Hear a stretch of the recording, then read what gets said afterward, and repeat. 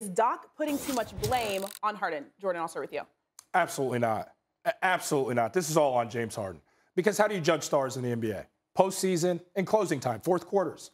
The last 6 fourth quarters for James Harden, these numbers are not suitable for work. They're absolutely awful. He's 4 of 19. He's got 8 turnovers, plus minus a minus 31, Shanae. Is that a star? Is that a group, a franchise that's mortgaged everything, their future, and put a competitor in their own conference in position, not to be good, to be far and away elite in the Nets for years to come with the capital that they deliver that team, thinking James fixes you right away.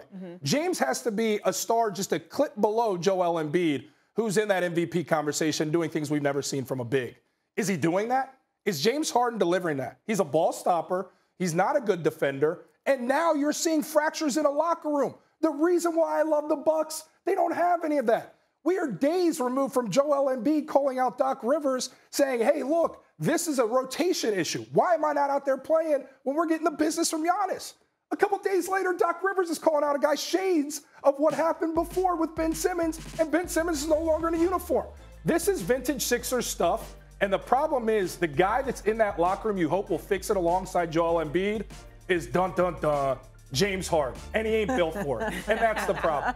You know what? I don't think it's fair that we say he's not built for it because this guy has been one of the most durable players, and I will push back on he is a star. James Harden is a star that has risked it all to change teams so that he can pursue a championship.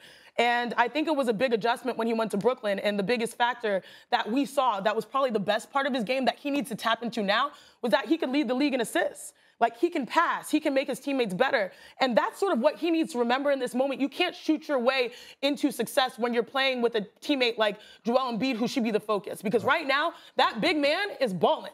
37 and 15, even in a loss, that's the biggest frustrating point for me. You see someone that your running mate is trying to be MVP. If I'm playing with someone trying to be MVP, I'm trying to make you look great. I'm trying to win these games that matter. I'm trying to win games that, quote unquote, may not matter. If you think about the Detroit Pistons, like, that's a must-win game. Yeah. You should not lose that game, and you should not lose by my shooting. And I think that's what Doc Rivers is saying. He shot the ball. We're putting the ball in his hands. He wants to try to be the hero because sometimes when you're playing ball, you feel like you can save it all with one possession. And then you have that, like, idea, like, all right, it didn't go well, so you, like, feel more and more. And I think that's a lot of pressure on James to try to create these solutions when he realizes that his solution is actually what you discovered by leaving Houston, passing the ball and making teammates better. So when I heard Doc Rivers call out James Harden, I was like, first of all, that man's tired, and that man is honest because he realizes that the stakes are high for them. They risked it all to get James Harden. They realize that this is probably the best pick-and-roll duo you can have with a center and an MVP candidate in Joel Embiid,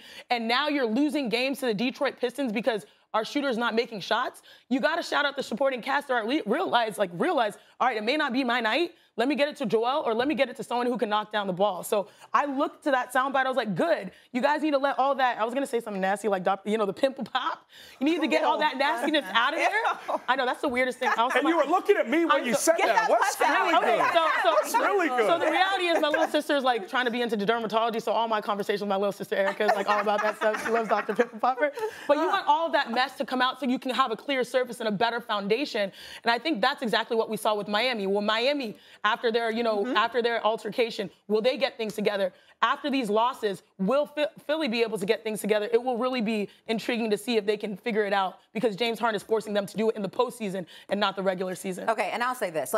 Look, Harden deserves some of the blame, yes. But, let's also look at Tyrese Maxey. When he arrived and the honeymoon season was going on in Philadelphia, we were looking at a big 3 in Philadelphia. That included Tyrese Maxey. These last 3 losses, Maxey has been terrible in situations where he needs to be good. And by the way, they're minus 39 with him on the floor and plus 19 with him off of it. He has not been able to produce or be that third guy, the third option for them to succeed. Now, I'm back to James Harden. He has played 4 horrendous games in Philadelphia. And if you compare that, he's only been there 6 weeks, really. Right. I mean, the rest of the stars in the NBA have probably had as many bad games as him in 6 weeks in Philadelphia. And, oh, by the way, let Harden do that in the postseason. Let him show up and not be there in the fourth quarter. He's done that plenty of times before. But right in Philadelphia?